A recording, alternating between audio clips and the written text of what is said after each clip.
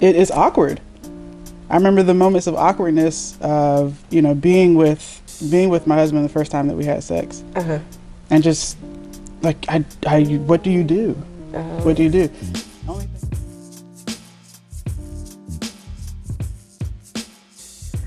So engaged for a couple years, we're getting married. Are we gonna touch on the seriousness of, like, we talking about virginity? We talking about that? Okay. I didn't know, girl. Yeah. It's your honeypot.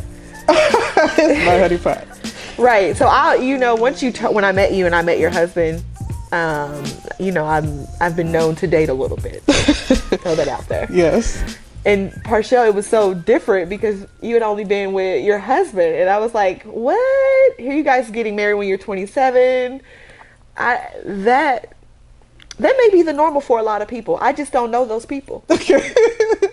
By 27, 30, like, I had a child. I'm about to say a kid or two. I had a child by that age. Mm-hmm. So I think the people that are listening it would find it a little intriguing because I don't know 27-year-old virgins. I'm not saying y'all don't exist. Yeah. I'm just saying I don't know you in my personal life. Okay. I was intrigued by that. I was like, wait, what? This is the only person you've ever been with? Ever? Mm-hmm. Whew, wow. Yeah. Yep. Do you think you learned that from your parents? Where did you get that message at? Was that college? Was that your relationship with God? Which nothing is wrong with saving yourself for one person. It's a whole lot less stress, folks. Less feelings, a whole lot of things. I think that was the point. I mean, when I look at all the things that I've learned, you know, through religion, it wasn't so much that, yes, there is a fear mentality that's instilled, but it's also this safety measure that's there to kind of keep you safe from stuff. And so it's just a thing that I just trusted. Okay. And as a person that in college, because I started to develop leadership roles too. Okay. So where also now you're somebody who's looked to it as an example, you don't want to do something against what you guys are teaching, you know, which Amen. was not have sex before you're married, you know what I mean? Okay. And it was to the extent also that anything leading up to that was to be refrained from because it could lead to that. It was like this thing, it's like at one moment you could be holding hands, next thing you know, you're sitting on the side of the bed, ask for forgiveness. Oh. But it was just this thing, well, one thing can lead to another. So you have to be careful. Which is true. One thing can lead it can. to another. It can. It is. And sexual desire. Like, I know you find people attractive and you have hormones and things like that, you know. So did you how did you contain that? Was your belief still that powerful?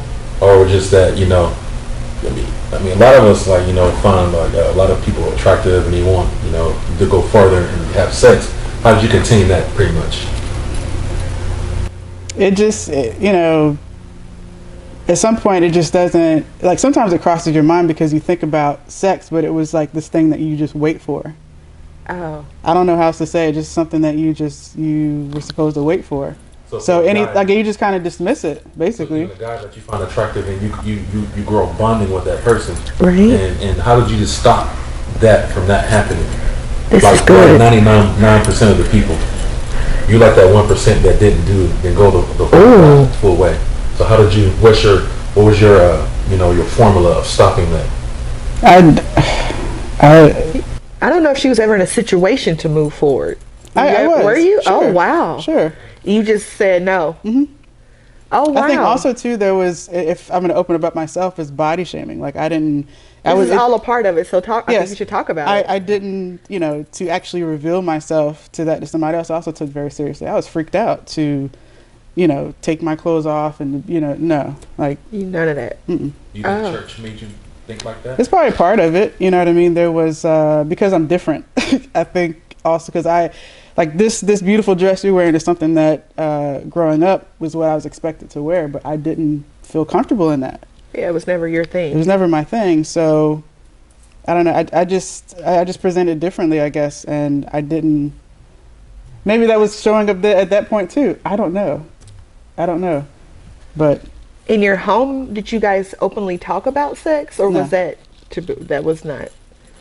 Oh, okay. No, not openly. I mean, in fact, growing up, a lot of our movies that we would watch, you know, were censored. So of course there's your Disney movies and stuff like that. But let's say we were going to watch a movie where there was like a sex scene or somebody cursed and said "damn" or whatever. Right. My dad, he would actually record the stuff happening on TV on the VHS, and then he would wait for the moment where they were going about to say "hell" or "damn" or something like that, and then he would stop, do something to the tape to make it fizz out. So then we would be watching a movie, some action movie or something like that, and they were watching the video, and then they go shh, and then it just comes back, and you're like, "What just happened? Something happened." Something happened. But yeah, it was like a lot of stuff like that was, it was censored. Oh, okay. I think the only real conversation we had about it wasn't even about sex. It just that one day my dad came in and to my room, and he said, "Remember, you might have friends at your school that have like boyfriends and stuff, right?" Okay. I was like, yeah. And he says, "Yeah, don't do that," and then just pieced out the room. Like that was the conversation about sex. And then once I got older, I'm gonna tell you what my mom told me about sex. Okay. Once I got older, once I got older, I did have a boyfriend, and so we would go out to the movies or something like that. When I would come back home, my mom would just go through and like check on my clothes, like just checking my clothes. She'd never talk to me, ask me about anything. It just was like, and I would see her checking. I'm like, "What are you doing, girl? She trying to smell for sex?" Yeah. And that was never something that was talked about. She just would check my clothes after. When I don't know what would be on the clothes. Well, I know what could be on the clothes, but yes. But if so my mom, I remember her telling my sister and I, this is the sex talk. Mm-hmm. I'm not babysitting. So if you get pregnant, just think wherever you go, your baby going. I'm not babysitting. I'm not that type of granny. And that was the sex talk, which I was definitely not having sex in my mom's home. I was in my own home before I had sex. Probably because I thought I was going to go to hell. That's because religion for me was used as fear-based. Mm-hmm. Everything was hell-based. Mm-hmm. So I was in my own house before I could have sex. Yeah. And it's crazy. I mean, for me, I was just always taught. It's like when you hear this stuff over and over again, we ask that question about how do you stop yourself? Right. When you hear it over and over again, at least for me, and I'm really listening, I'm really wanting to understand, I'm like, this part of my brain or whatever does not, it ain't, not going to go there. Wow. Mm-hmm. So you may want to take this out or not. I just have questions. Like, are we allowed to masturbate, or is that hell-like too? It was. You wasn't even masturbating? No,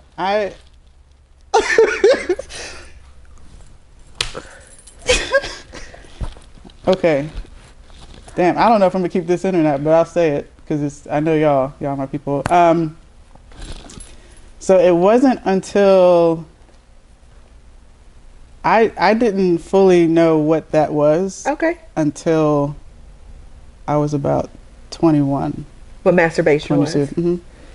Oh.